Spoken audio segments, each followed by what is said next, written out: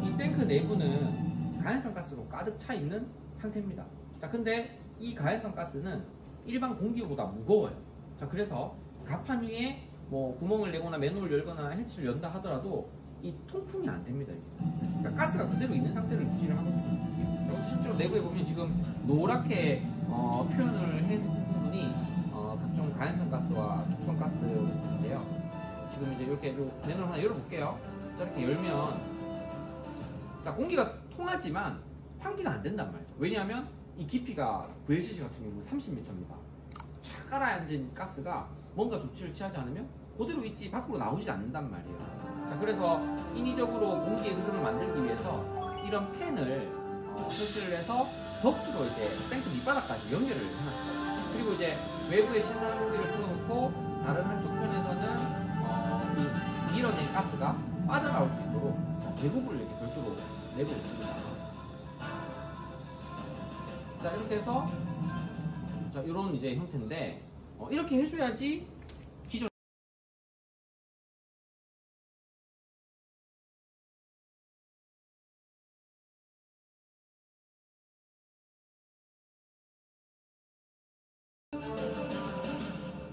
자, 여기 이 사각형 안에 있는 게 카고 탱크 내부 모습입니다. 카고 탱크에는 이런 이런 이제 카고 펌프가 들어가 있다는 거죠. 그래서 요거 이제 펌프의 종류상으로 이제 원심 펌프인데 케이싱 안에 이렇게 기름이 차게 되면 임펠러라고 하는 저 회전체가 고속으로 회전하면서 기름을 이제 위로 퍼내는 거거든요. 근데 왜 이게 뭐 어째서 이게 왜 위험구역이라고 하느냐? 펌프룸 안에서 발생한 사고를 재현한 영상을 볼게요. 자, 여기 지금 펌프룸 밑에 보면 플랜지상에서 가스와 기름이 질질 씁니다. 자, 이렇게 새는데 요게 어느 부분이냐면 검직이 설치되어 있으니까 요게 이제 알람이 울리겠죠?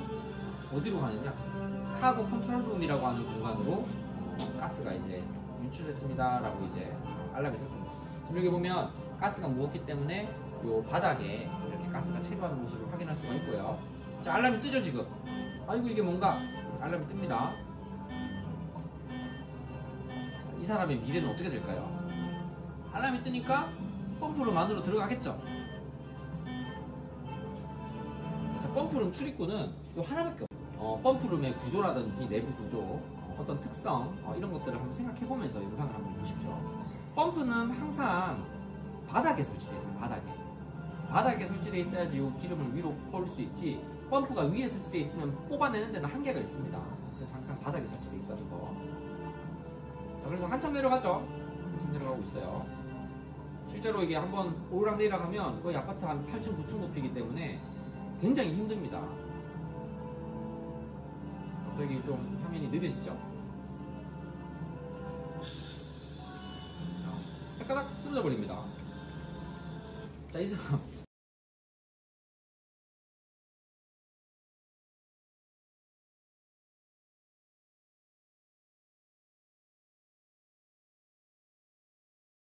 바로 이제 카고 탱크나 또는 이제 요 펌프룸으로 진입을 하는 게 아니라 일단 보고를 해야 되겠죠.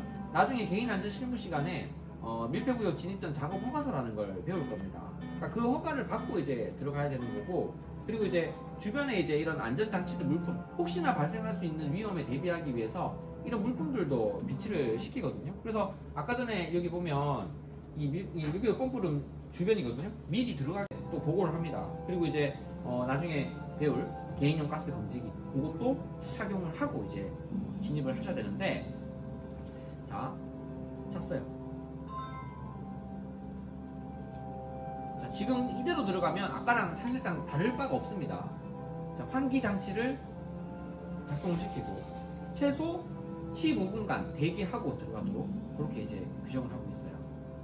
자, 카고 컨트롤룸에서 작동을 할 수도 있고, 지금 보시는 것처럼 입구에 설치되어 있는 것도 있는데, 요 위에 이제 된다 하더라도 요게 이제 그대로 이제 밖으로 이제 환기가 되니까 이 사람이 지금 이제 살아있는 거죠. 그래서 항상 이제 중요한 거는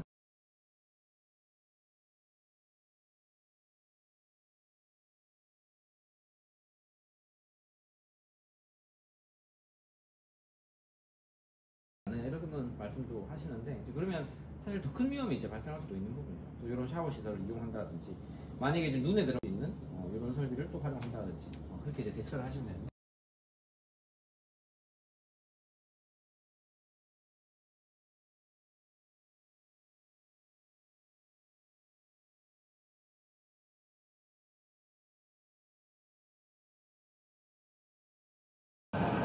이렇게 치고 있죠?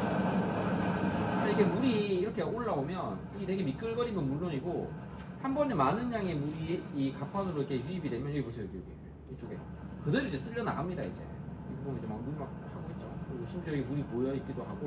자, 이 와중에 하고 있습니다. 선박의 사이즈가 작기도 하지만 화물을 선적하지 않고 발라스트만 실은 상태라서 이제 이런 상태가 이어지는데, 요거보다 조금 더 큰 배를 보면, 자, 얘는 원융반선이에요. 지금 보면 이제 얘도 마찬가지. 오른쪽에도 이렇게 이동하는 통로가 있고 왼쪽 이동하는 통로가 있고 가운데 이제 이렇게 이제 이동할 수 있는 통로와 쉘터가 이제 만들어져 있죠. 그러니까 배가 크면 그만큼 이제 넓어지니까, 폭이 넓어지니까 이런 이제 널찍한 모습으로 보이는데, 선박의 사이즈가 작아지면 작아질수록 이런 물품들이 작은 배라고 안 잘리는 게 아니거든요. 가운데 쪽으로 몰리니까 이제 이렇게 복잡하게 보이고, 얘는 상대적으로 덜 복잡하게 보여요. 그래서 얘는 지금 화물을 실은 상태고, 아까보다 날씨가 더 안 좋고 물이 더 많이 올라오는데도 불구하고 거의 뭐 안 움직이죠. 거의 이게 이제 그만큼 이 풀수를 충분히 확보하고 안정된 상태로 이제 항해를 하고 있다, 이렇게 생각을 하시면 됩니다. 그래서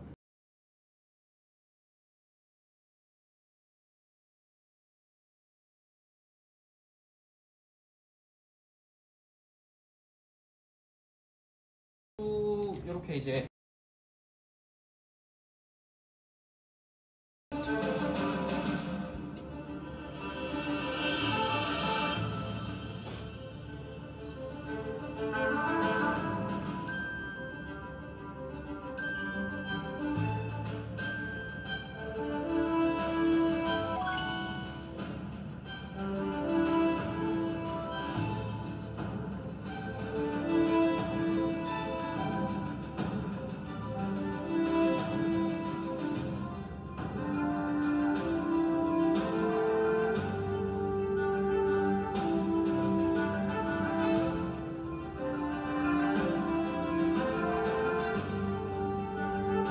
지금 이제 보면 보일러에서 만든 배기가스를 일부는 연돌로 밖으로 빼내겠지만 일부를 업테이크 밸브라는 걸 통해서 뽑아냅니다. 자, 뽑아내면 이게 이제 스크럽으로 가요. 스크럽. 여기 가스 세정기라 돼 있죠. 자, 가스 노란 가스가 모락모락 오는데 이제 이 물을 거치고 위에서 이제 스프링클러처럼 물이 쫙 뿜어지니까 여기서 타랑 탈진 냉각을 하는 거죠. 온도도 떨어지고 저기 폭슬까지 전 탱크에 이제 풀을 넣어야 되니까 쭉 이어지고 각각의 탱크로 이어지는 브랜치 라인을 통해서 이렇게 이너트 가스가 이제 차게 되는 거죠. 그러니까 항상 이제 탱크 내부의 대기 상태는 두 가지를 요건을 충족을 시켜야 되는데, 항상 외부보다 압력이 높게 양압을 유지해야 된다는 거. 너무 큰 양압은 문제가 되지만 일정량 양압이 유지돼야지 외부 공기가 안으로 안 들어가기 때문에 양압을 유지해야 되고, 그 다음에 그 대기의 질은 산소 농도가 낮게 유지가 돼야 된다는 거죠. 자, 그래서 이제 사실상 이렇게 이너트 가스를 채워놓고 양화할 때 이너트 가스를 채우고 화물을 실을 때는 안에 있던 가스를 빼주면 탱크 내부의 산소 농도는 높아질 여지가 없습니다. 아까처럼 가스풀이를 하지 않는 이상 항상 낮게 산소 농도가 이제 유지가 된다, 이렇게 이제 보시면 되죠. 반짝 들려버려요. 이렇게 가스가 이제 방출이 되는 거고, 반대로 압력이 낮아진다 그러면 이제 이 버큐um 디스크가 들리면서 외부 공기가 이제 안으로 들어가면서 일정하게 압력을 유지하는 거죠. 자, 이걸 이제 우리가 각 탱크마다 설치되어 있다라고 해서 독립 배관 방식이라고 이제 이야기를 하고, 아까 집중 배관 방식이라고 지금 말씀드렸는데, 자, 그거는 뭐냐면, 자, 일단 그러면 또 텅 빈 공간이 되니까 외부에 있는 공기가 안으로 들어가면서 일정한 압력을 유지한다. 자, 지금 여기 물 차 있잖아요. 자, 이 물 어떤 물일까요?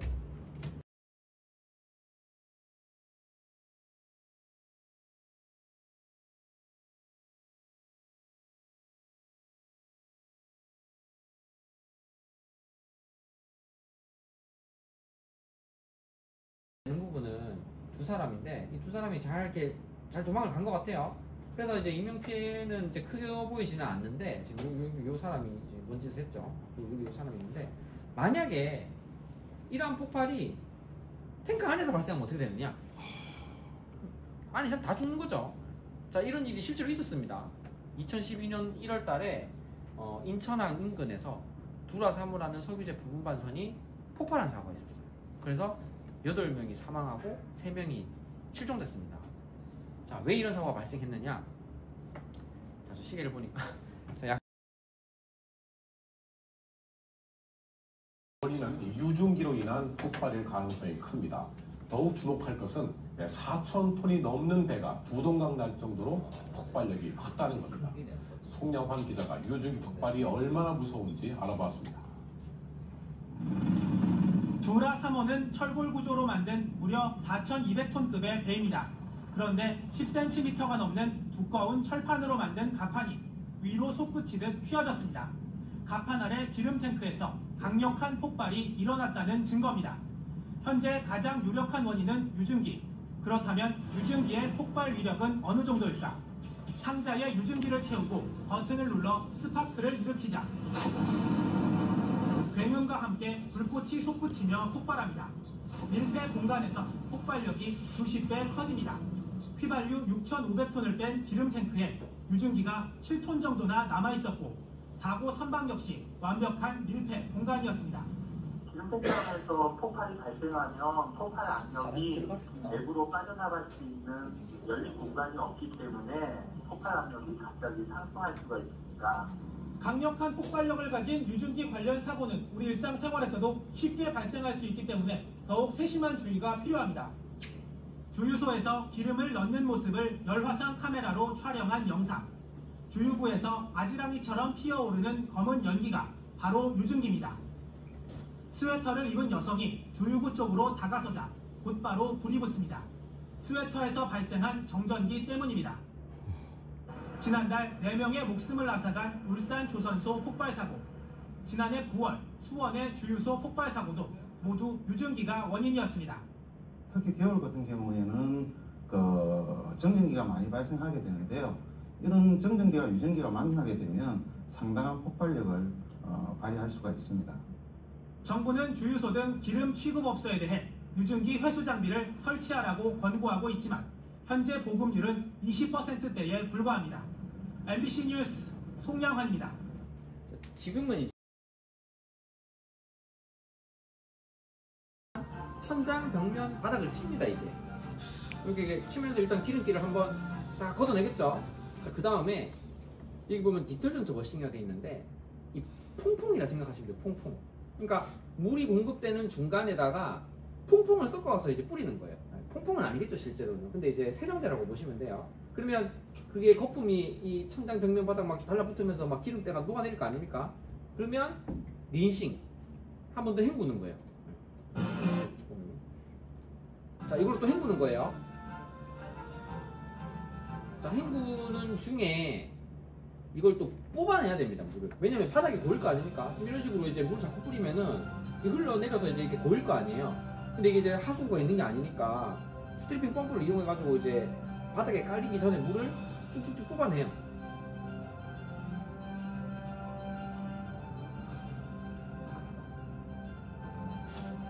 자, 이 과정을 반복하고 나면 탱크 내부에 기름기는 상당 부분 제거가 될 겁니다.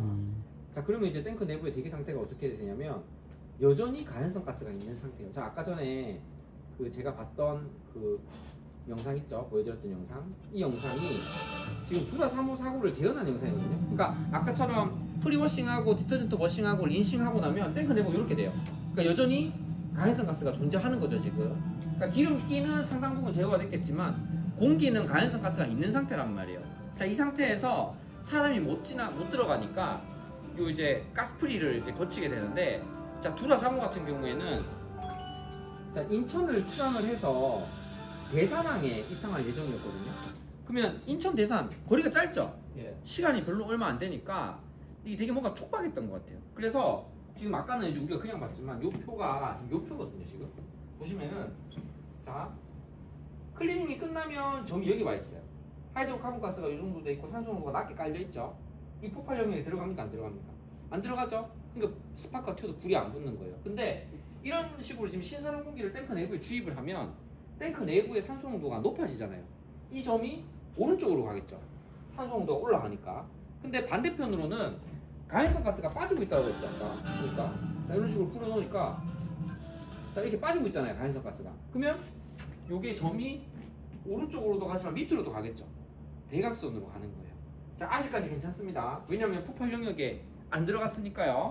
자, 근데 이거를 계속 불어 넣으면 어느 순간인가 이 폭발 영역에 그냥 딱 들어가요. 자, 지금부터는 어떤 스파크만 튀어도 화재나 폭발이 일어날 수 있는 상태인 거예요. 자, 그러면 이 폭발 영역을 완전히 벗어날 때까지 계속 불어 넣어야 되는데 시간이 없다라고 했죠. 어떡합니까? 점이 폭발 영역을 벗어나지 않았는데 들어가는 거예요. 지금 이 사람 그럼 지식하는 거 아니냐. 산소는 이미 올라왔어요. 20%까지. 근데 기름 냄새, 가스 냄새는 났겠죠. 근데 호흡하는 데는 지장이 없으니까 빨리 이제 그거 끝내고 우리 그거 해야 되니까 이 들어간 거예요. 지금. 자, 지금 이 사람들이 들어가서 하는 작업이 뭐냐면 이 지금 물기 닦고 들어갑니다. 물기 닦고. 자, 여기 보시면 아까 전에 봤던 건데, 자, 이 사람도 지금 뭐 하고 있습니까? 물기 닦고 있죠? 물기 닦고, 짜고 하고 있잖아요. 물이 많으면은 윌덴 펌프를 집어넣어가지고 물을 밖으로 빼내기도 해요. 자, 그 작업을 하러 들어간 겁니다, 이 사람들이. 자, 근데 아쉽게도 지금 폭발 영역에 있는 상태로 계속해서 이제 작업을 하다 보니까 겨울이잖아요, 지금. 1월달에 일어난 사고니까 얼마나 춥겠습니까? 그러니까 이 규정되지 않은 그런 의복 막 껴입었을 거고, 이렇게 활동을 하다가 이제 예상하는 어떤 바라보는 정전기입니다. 정전기가 튀면서 이렇게 폭발이 일어났다. 이렇게 이제 보는 거죠. 그래서 대부분의 카고탱크 내부에서 폭발 사고는 불충분한 가스풀이 때문에 가연성 가스가 남아있었고 산소 농도가 높아진 상태이기 때문에 예기치 못한 어떤 불씨로 이렇게 폭발이 일어나는 거고, 이 예방 방안은 간단합니다. 이 탱크 내부의 대기 상태를 폭발 영역이 완전히 벗어날 때까지 계속 불어내면 돼요. 그냥 끝까지 이렇게 불어내고 들어가면 사실상 우리 강의실의 대기 상태가 여기라고 했는데 여기도 지금 여기 난다 하더라도 부시가 튄다 하더라도 폭발이 안 일어난다는 거예요. 왜냐하면 가연성의 범위, 폭발 범위에 들어가지 않았기 때문에. 그래서 이제 해양안전심판원에서 이 사고를 조사하면서 우리한테 이제 이야기했던 교훈은 결국은 불충분한 가스풀이로 인해서 내부에 가연성 가스가 일부 남아 있었다라는 거고, 그리고 이제 두 번째 이유는 뭐였습니까? 정전기에 의한 발화원, 그 두 가지가 이제 사고 원인이겠죠. 그래서 이제 우리가 이제 앞으로 이런 걸 재발 방지를 하려면 당연히 가스풀 충분하게 이제 해야 되고, 이너트 가스 시스템에 달려 있는 배라면 퍼징이라는 과정을 또 거쳐야 되는 거고, 그거는 나중에 화물 작업 시간에 다시 배울 겁니다. 그리고 이제 항상 불식, 정전기가 이렇게 날 수 있는 부분, 이런 거를 이제 해소해야 된다. 이렇게 이제 생각을 하시면 되겠죠. 그래서 화재와 폭발 관련된 내용이었고, 이건 이제 아까 전에 다 봤던 내용들이죠.